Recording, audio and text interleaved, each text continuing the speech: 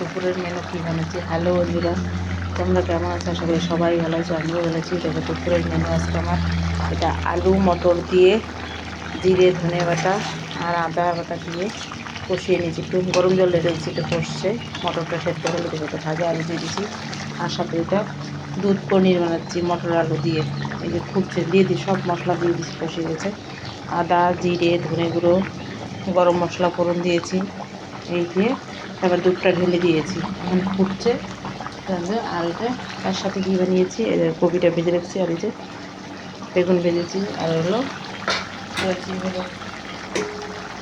এই যে করলা ভেজেছি, আর সাদা ভাত আছে পর দেবো। ওই যে এখন এটা এই যে কষে যাচ্ছে।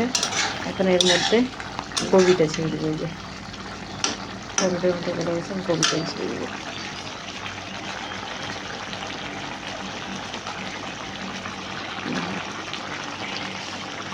গরম মশলা দিয়ে ঘি গরম মশলা দিয়ে নামিয়ে দিব।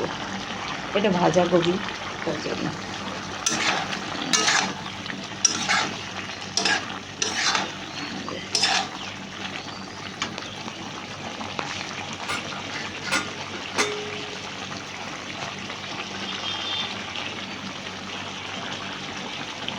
শরীরা নিরামিষ। এটা কষা কষা করবো গরম, আর একটু জল দিয়ে দেবো, গরম জল দিয়ে দেবো। কষে গেলে ব্যাস নামিয়ে দেবো। এটাও হয়ে গেছে, ফুটে গেছে। এই পনির আলু দিয়ে মটর দিয়ে আদা জিরা বাটা ঘি গরম মশলা ফোড়ন দিয়ে। আচ্ছা।